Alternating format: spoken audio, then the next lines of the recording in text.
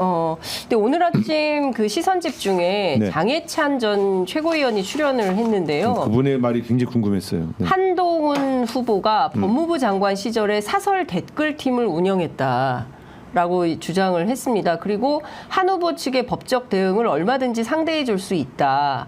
본인의 말은 의혹 제기가 아니라 사실이다. 이렇게 얘기를 했습니다. 한동훈 위원장이 법무장관 시절에 댓글팀을 운영했다고? 그러면 어떻게 되는 겁니까 이게? 야, 네? 이거 큰 사건인데 이게 더구나 장해찬 씨가 주장했잖아요. 예.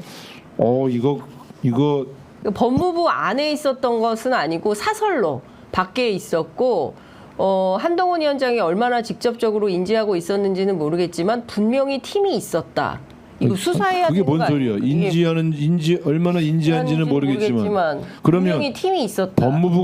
법무부 산하팀이라는 거예요? 한동훈 팀이라는 거예요? 한동훈 팀이라는 것 같아요. 근데 한동훈이 몰랐을 거라는 게 뭔 소리야? 그러니까 한동훈이 말이 좀안 되는데. 몰랐을 한동훈이 운영한 댓글팀이 있다. 이건 말이 앞뒤가 안 맞잖아요. 한 후보가 왜 이런 댓글팀이 있다는 오해를 할까 생각해보니 법무부 장관 할 때부터 여론 관리를 해주고 우호적인 온라인 여론을 조성하는 팀이 별도로 있었기 때문이다라고 얘기를 했습니다.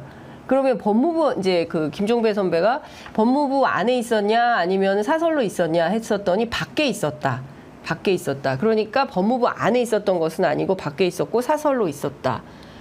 이제 제가 보기에는 뭐 얼마든지 환영한다고 하니까 이게 댓글팀이 상당히 커질 것 같습니다. 그러니까 이게 가능한 일인가요, 근데? 지금 여기 계실 때가 아니고 네, 지금 취재하러 가야 되겠다. 취재로 나가야지. 지금 여기 앉아 있죠. 취재 편의점이잖아. 취재 편의점인데 이게 지금 여기서 현장으로 가야지 안 되겠네. 컵라면 이거. 먹어서 빨리 일어나서 빨리 가야지. 근데 요거 좀 커지겠는데 요건 좀 커져요. 예, 굉장히 왜냐하면 커질 것 같습니다. 이 문제에 대해서 예, 한동훈 후보가 답변 안 할 수가 없고 네, 한동훈 후보가 답변을 하면 저쪽에서 또 장해찬 씨가 예, 대응을 하고 지금 예. 장해찬 씨는 실명으로 싸우고 있는 거 아닙니까? 그렇죠.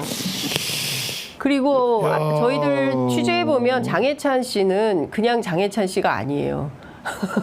그럼 어떤 장해찬 거기가 씨예요? 그 저기 앞에 뭐야? 수식어를 좀 붙여봐요. 그 김건희 여사와 상당히 관계가 깊은. 그럼 김건희의 장해찬이에요?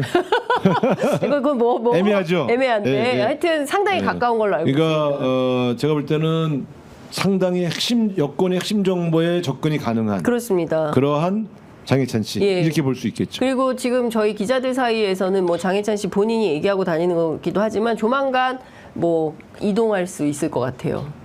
저 용산으로 예, 그 가능성이 이제 기자들 사이에 많이 퍼져 있어요. 대통령실이 몰락하겠구나. 몰락해요?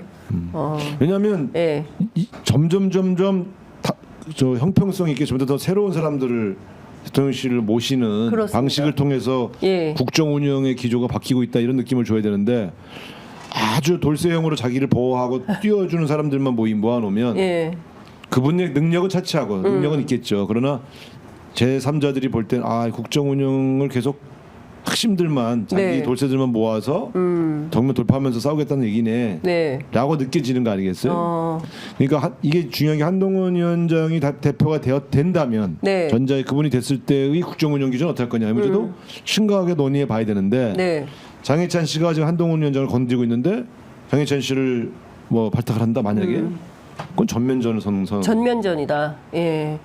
어쨌든 그거는 이제 아직 전당대 결과가 안 나왔으니까 네. 좀 지켜봐야 될 문제겠습니다만 댓글 부대 문제는 저는 김건희 여사가 만들어서 활용할 가능성은 없다고 보고 네. 그 정도는 대통령실 안에서 하긴 어려워요. 네.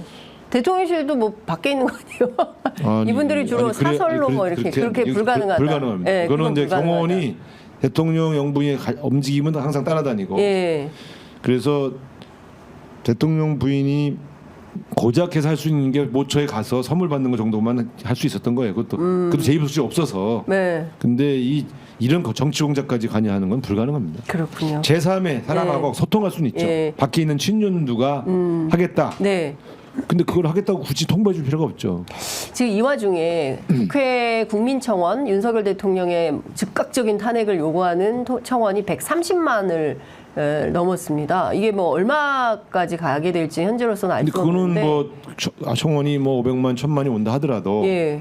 국회에서 정리할 수 있는 방법은 국회 투표를 통해서 네. 3분의 제적 의원 3분의 2 이상의 찬성에 의해서 통과될 수 있잖아요. 네. 지금 국민의힘 의원 의석이 8석이 필요한데 그렇습니다. 제 경험으로는 8석만 확보하면 무조건 부결이고요. 예. 그 2배 정도를 확보해 놔야만 예. 안심이 되잖아요. 예, 그때도 예. 원내대표 하셨을 때 그 제가 200석 확보했을 때까지도 저는 탄핵을 당론하지 않았어요. 예, 안 된다고 한 명만 날아가면 예. 부결되는데 부결되면 역사에 죄를 짓는 예. 거 아니에요. 그래서 기다리라고 계속 그랬어요. 예. 저희한테. 그때 나를 얼마나 좋았습니까? 취재할 때. 아우 정말. 근데 하루에 2-3번 전화하면 어떻게 해요? 한 번만 전화하면 되지. 근데 제가 볼 때 그러면 한 16명 정도가 예, 와야 되는데. 비밀리에 해주겠다. 약속을 해야 되는데 예. 지금 16명의 국민의힘 국회의원을 설득할 수 있느냐? 민주당이 네. 지금처럼 막 싸우면서 불가능합니다. 불가능하다. 불가능합니다. 예. 그래서 좀 아마 박찬대 원내대표가 만나자고 전화하면 한 명도 안 만나줄 거예요. 인천 지역 국민의힘 의원들도 아마 다 도망 다닐 거예요. 그러면 이게 어느 정도 어떤 과정을 통해서 아니 그러니까 제가 말씀드렸잖아요. 예. 과정이 중요한 게 아니라 예. 국민의힘 의원들이 흔들려야 돼요. 예. 그래서 넘어와야 돼요. 한성으로. 네. 한 명도 넘어올 사람이 없잖아요 지금. 근데 무슨 탄핵? 그러니까 탄핵을 열망하는 우리 지지층의 저 열정은 제가 이해를 하는데 가능하냐라고 먼저 물어보신 거잖아요. 네, 가능하냐? 불가능하죠. 지금으로서는 불가능하다. 국민의힘 의원 16명 무슨 수로 잡아와요? 네, 그러니까 지금으로서는 국민의힘이 7월 23일 날 전당대회에서 어떤 결과가 나오느냐에 따라 예컨대 한동훈 위원장이 되면 특검은 받겠죠? 최상병 특검은 받겠다고 본인이 이제 얘기를 했으니까 아닐까요? 아니. 또 변화할까? 정치라는 게 참 보면 네. 정치인 말을 다 믿으세요? 정치인 말 중에 믿을 사람은 우상화밖에 없어요. 근데 네. 이거예요. 자 한동훈 위원장의 생각은 그래. 네. 근데 추경호 원내대표가 이미 선언했잖아요. 네. 자기는 그 생각이 없다고. 자 그럼 이거 결정하는 데가 어디예요? 의원총회예요. 의원총회는 친윤들이 잡고 있잖아요. 그래서 한동훈 위원장은 그런 생각을 가지고 있지만 의원총회에서 부결시키면 끝나는 거잖아요. 왜냐하면 이거는 국회에서 법으로 통과시켜야 되거든. 그렇죠. 그래서 의총에서 부결시키는데 네. 한동훈이라는 사람이 대표가 됐다고 그래서 저는 뭐 그런 생각을 가지고 있습니다만 뭐 이렇게 말하겠지만 네. 약간 성대모사 하는데 잘 안 되네. 좀 더 연습하셔야 될 것 같아요. 네. 부끄럽습니다. 여기 부끄럽습니다. 네. 안 되는 거예요. 의총을 통과할 수가 없어요. 네, 지금 구조상. 그렇죠. 네. 그거를 아니 일단 원내대표와 최고위원들이 막을 텐데 친윤들이 의총에서 막 소리 지르고 네. 그러면 그 투표를 할 수 있겠어요? 안건으로도 채택이 안 됩니다. 그렇구나. 네, 그래서 제가 볼 때는 예. 다만 그래서 제가 한동훈의 저 선언은 특검을 받을 필요에 받아야 되고 제2부속실 만들어야 한다. 네. 제2부속실 만들어야 한다는 말은 김건희 여사를 공격한 거예요. 그래서 문자가 까진 거예요. 그래서. 그렇죠. 예. 제2부속실을 만든다고 얘기한 것은 예. 한동훈이 유일합니다. 예. 실명으로 말한 사람은 저 그렇죠. 집권 세력 중에. 예. 그래서 김건희 여사는 나를 공격하는. 제2부속실을 만들어서 나를 묻겠다고? 그래 그게 다 예, 이유가 있는. 이유가 있죠. 이유가 있는 싸움이다. 그런데 이거죠. 예. 제가 그걸 보면서 저건 대선 출마 선언인데 윤석열과 잘 지내겠다 그러면 100% 무조건 당 대표가 될 수 있는 사람인데 네. 그때는 70% 가까운 지지율인데 굳이 차별화를 걸잖아요. 네. 저건 대권의 생각이 있는 거예요. 그래서 저는 이 문제는 그냥 간단한 게 아니다. 그래서 저가 이제 보고 있는 거고요. 네. 그렇게 느끼기 때문에 친윤들이 이제 공격을 하기 시작한 거죠. 아니 타협해서 잘 지낼 수 있는데 타협해서 잘 못 지낸다고 판단한 거고 네. 한동훈 후보도 끝났다라고 판단하고 네. 지금 승부를 건 거예요. 그래서 이건 굉장히 큰 싸움이에요. 그냥 큰 싸움이 걸렸다. 예, 이거는 대선까지 가는 큰 싸움이기 때문에 만약에 이번에 한동훈 위원장이 당 대표가 안 되면 아웃이에요? 아웃은 아니지만 어쨌든 네. 굉장히 큰 타격을 입는 거고요. 네. 되면 네. 윤석열 대통령이 큰 타격을 입는 거죠. 특히 김건희 여사.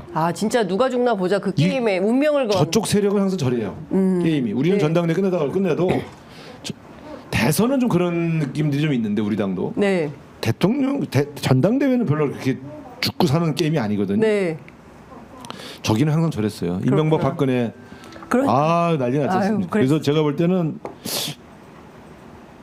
이 결과가 좀 지켜봐야 되겠습니다만 댓글 부대까지 나온 걸 보면 네. 사법 처리까지 갈 수도 있는 사안을 놓고 지금 승부를 걸고 있는 거 아닙니까? 네, 세게 붙은 거다. 문자 메시지 공개까지는 제가 볼 때는 뭐 이것도 유례가 없는 일이지만 뭐 정리할 수 있는 사안 수준인데 한동훈 댓글 부대 운영설 이거는 네. 이거는 법적으로 위반 사례이기 때문에 굉장히 예민한 싸움이 다 앞으로 펼쳐질 것 같습니다. 거다. 네. 아무리 생각해도 제갈량, 정치권의 제갈량, 예, 자주 좀 나오셔서 말씀해 주시면 좋을 것 같아요. 이 문자 얘기하느라고 벌써 2분 27초가 넘어가고 있습니다. 빨리 그만둡시다. 그러니까요. 그래서 조만간 또 모셔서 다른 네. 거 여쭤봐야 될 게 많은데 특히 이제 이재명 대표 내일 오전에 대표 출마 선언한다고 하셔가지고 네. 이 얘기도 좀 여쭤봐야 되는데 하나도 못 들었어요. 우리 당은 별로 할 얘기 없어요. 그래요? 뭐 큰 변수가 없잖아요. 그러니까. 예, 큰 예. 변수가 없는 얘기를 억지로 뭘 만들어서 말하면 예. 나만 욕 먹어.